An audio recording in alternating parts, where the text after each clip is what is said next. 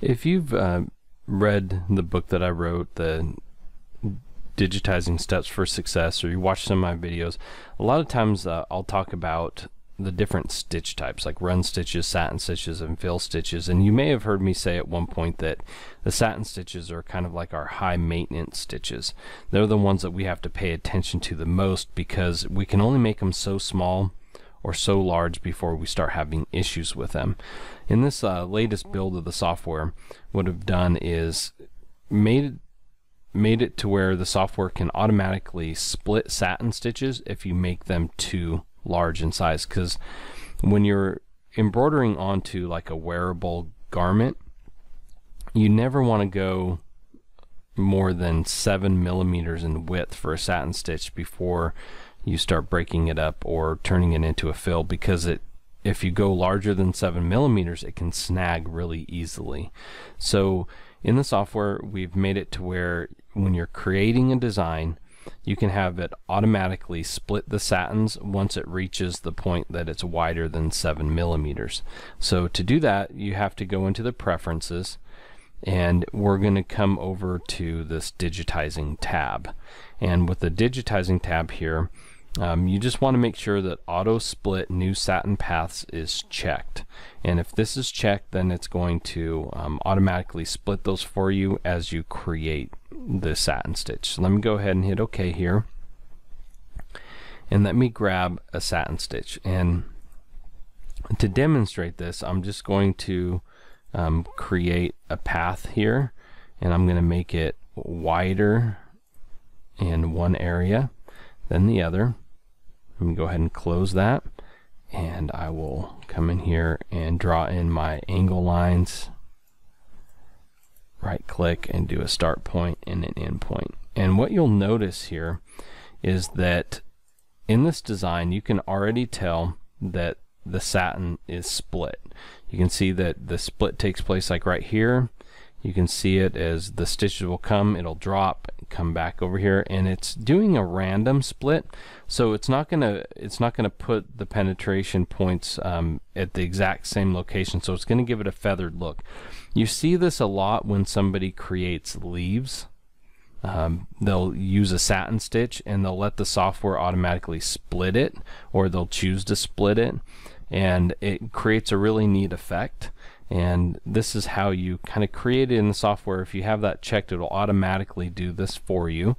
And you can see that when I get to this really thick area, it's kind of split twice. So there's a split line right here and right here, and that's because it's really wide. Let me go ahead and grab my ruler here, and let's go ahead and measure it.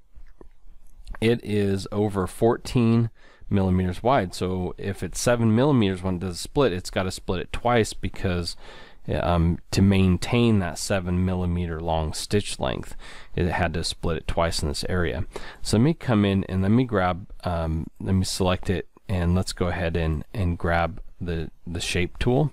And I'm going to move this angle line a little bit so I can come in here and get this angle. So what happens is, as I make this smaller, I want you to see what happens to these split lines. Notice that now it's just one split line because it's narrower in width. Let me do the same thing, and let me grab this end and move it down more. And let's go ahead and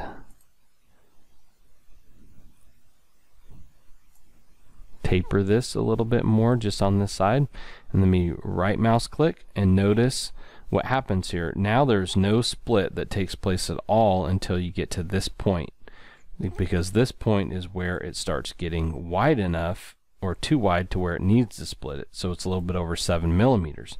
So it starts splitting the satin path, and you'll notice that it comes in, and about right here is where it stops. And you'll notice that we're right under 7 millimeters, so that's why it stops splitting it. So as you make the object larger or smaller, it's going to change if it's going to split it or not. And so it's a really nice feature.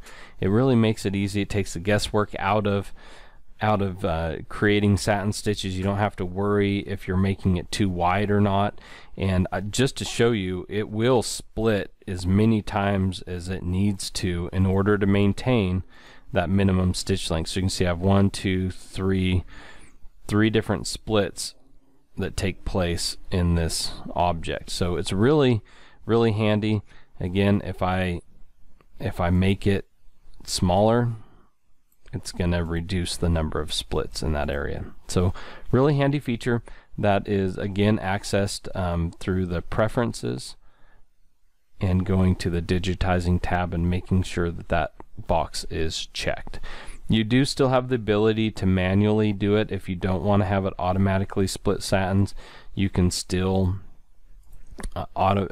manually adjust the split satins. Once you select the satin stitch, you have a split tab, and you can come in here and change it to whatever settings you want, and different styles as well. So you still have that ability, but we added the ability to automatically do it for you.